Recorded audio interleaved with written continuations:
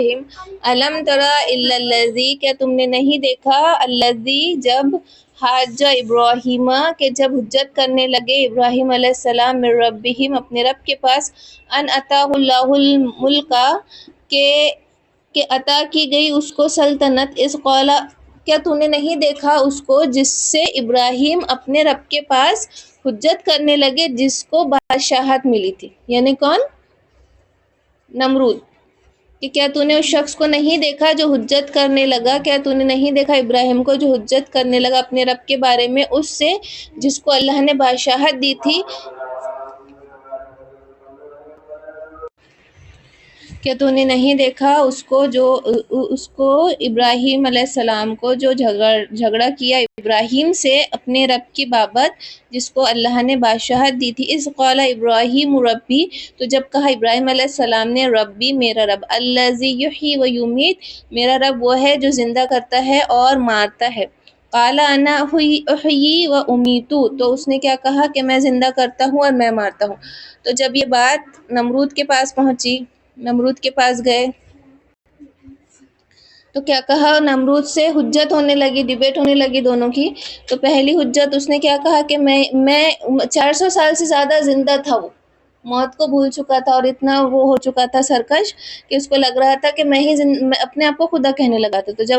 ابراہیم علیہ السلام نے اس کے سامنے کہا کہ تیرا رب کون ہے، تو ابراہیم علیہ السلام نے کیا کہا، میرا رب تو وہ ہے جو جلاتا ہے اور زندہ کرتا ہے اور مارتا ہے۔ تو اس نے کیا کہا کہ میں زندہ کرتا ہوں اور میں مارتا ہوں۔ تو اس نے دو شخصوں کو لایا اپنے سامنے اور ایک کو زندہ چھوڑ دیا اور دوسرے کا گلا کاٹ دیا اور کہا کہ دیکھو میں نے اس کو زندہ چھوڑ دیا، دوسرے کو قتل کر دیا۔ تو پھر ابراہیم علیہ السلام نے کیا کہا، قال ابراہیم فإن اللہ یأتی بالشمس من المشرق، تو کہا ابراہیم علیہ السلام سے کہ بے شک میرا اللہ سورج کو مشرق سے لاتا ہے، فأتی بہا من المغرب، تو پھر تو اس کو مغرب سے لیا۔ تو یہ جو پہلی اس نے بات کی کہ ابراہیم علیہ السلام نے کیا کہا کہ میرا رب زندہ کرتا ہے اور مارتا ہے، اور نمرود نے جو حرکت کی کہ ایک شخص کو بلا کے مار دیا اور زندہ چھوڑ دیا، اور اس کے بعد میں ابراہیم علیہ السلام نے اس حجت کو کنٹینیو نہیں کیا۔ کیوں؟ کیونکہ ابراہیم علیہ السلام سمجھ گئے کہ بہت اجڑ اور جاہل ہے، اس کے کانسیپٹ ہی کلیئر نہیں ہے کہ زندگی دینا کیا ہوتا ہے، خلقت کرنا کیا ہوتا ہے اور موت کو دے دینا کیا ہوتا ہے۔ تو ابراہیم علیہ السلام نے اس چیز کو کنٹینیو نہیں کیا، اس ڈیبیٹ کو، کہ اتنا جاہل ہے جسے اتنے کانسیپٹ کلیئر نہیں ہے، خلقت تو نئے سرے سے ہوں گی، کسی کو زندہ چھوڑ دینا یہ خلقت نہیں ہے، نہ ہی کسی کی جان بخش دینا ہے، اس کو موت دینا ہے، یا پھر جس کا گلا کاٹ دینا، گلا بھی کاٹا تو موت بھی اللہ کی رضا سے آئی۔ تو ابراہیم علیہ السلام نے اس حجت کو وہیں ڈراپ کر دیا، اور پھر اس کے بعد میں کیا کہا، سورج کی مثال دی کہ اگر میرا رب تو سورج کو مشرق سے لاتا ہے، اب تو مغرب سے لا کے بتا دے۔ فَبُوہِتَ الَّذِی کَفَرَ، تو پھر حیران رہ گئے کافر، وَاللَّهُ لَا يَهْدِي الْقَوْمَ الظَّالِمِينَ، اور اللہ نہیں ہدایت دیتا ظالم قوم کو۔ اور اس حجت پہ تو وہ خاموش ہو گیا، اور اس بات پہ کہ وہ مان جاتا، بلکہ اس کو یہ فکر ہوگی کہ بات تو یہ صحیح کہہ رہا ہے اور یہ پیغمبر ہی ہے، اور اس کے معجزے دیکھ کر کہیں سب لوگ منحرف نہ ہو جائے، میرا انکار نہ کرنے لگے، میری سلطنت نہ جاتی رہے۔ او کالذی مرہ، یا کالذی اس جیسا مرہ گزرا علی قریۃ وہی خاویۃ علی عروشہا، یا اس جیسی بات کہ جب گزرا ایک شخص ایک بستی سے اور وہ اوندھی پڑی ہوئی تھی اپنے چھتوں پر، خاویۃ گری پڑی تھی، علی عروشہا اپنے چھتوں پر، قال انا یحیی ھذی اللہ بعد موتہا، تو اس نے کہا کہ کیسے زندہ کریں گا اس کو اللہ اس کی موت کے بعد۔ اب یہ بات یہیں ختم ہوگی ابراہیم علیہ السلام کی، الگ الگ مثالیں دی جا رہی ہیں، ہمیں پتہ ہے قرآن کا مقصد تو قصہ بیان کرنا نہیں ہے بلکہ مثالیں ہیں۔ تو اب اس کے بارے میں کہ وہ شخص کون تھے، تو اس میں الگ الگ روایتیں، کئی کہتے ہیں کہ یہ حضرت عزیر علیہ السلام تھے، کسی کے مطابق کہ ارمیہ بن خلقیہ تھے جو کہ خضر علیہ السلام کا نام ہے۔ کیا نام ہے؟ ارمیہ بن خلقیہ، یہ خضر علیہ السلام کا نام ہے۔ اور تیسرا کہ خلقین بن خرقیل علیہ السلام تھے، اور چوتھا کہ بنی اسرائیل کا کوئی شخص تھا۔ اس میں سب میں اختلاف ہے کہ ایگزیکٹ کون تھے، ان تینوں میں سے کون تھے۔ اور یہ بستی کون سی تھی؟ ملک شام کی تھی۔ ملک شام کی بستی میں جب نذر بخت آیا اور اس نے پورا طریقے سے تباہ و برباد کر دیا، اور وہاں کے لوگ بھاگ چکے تھے، بنی اسرائیل وہاں سے ملک شام کو بیت المقدس چھوڑ کے بھاگ گئے تھے، اور نذر بخت بادشاہ نے پورا تہس نہس کر دیا تھا بستی کو۔ اس بستی کو دیکھ کر پھر اس نے یہ حیرانی سے کہا کہ یہ بستی تو اوندھی پڑی ہوئی ہے، اب اللہ پاک کیسے موت کے بعد زندہ کریں گا، جیسے کہ یہ مردہ پڑے ہیں،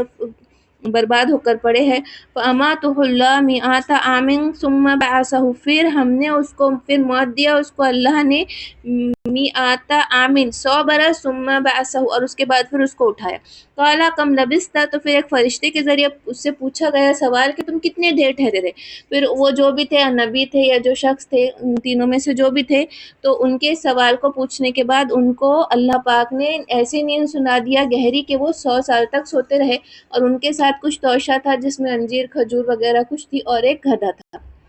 تو ان سے پوچھا گیا 100 سال کے بعد ان کو اٹھایا گیا، تو پھر فرشتے نے ان سے آ کے پوچھا کہ تم کب تک سو رہے؟ قَالَ لَبِثْتُ يَوْمًا أَوْ بَعْضَ يَوْمٍ، تو انہوں نے کہا کہ میں یا تو ایک دن یا اس سے کئی زیادہ، کیونکہ جب وہ گزرے تھے تو صبح کا وقت تھا اور جب اٹھے تو شام کا وقت آیا، تو ان کو یہی گمان ہوا کہ میں صرف ایک دن اس کے لیے سوتا رہا۔ قَالَ بَل لَبِثْتَ مِائَةَ، تو کہا کہ نہیں بلکہ تو سویا رہا 100 برس، مِائَةَ عَامٍ 100 برس۔ فَانظُرْ إِلَىٰ طَعَامِكَ، تو پھر نظر کر تیرے کھانے کی طرف، وَشَرَابِكَ اور تیرے پینے کی طرف، لَمْ يَتَسَنَّهْ کہ وہ سڑا نہیں ہے،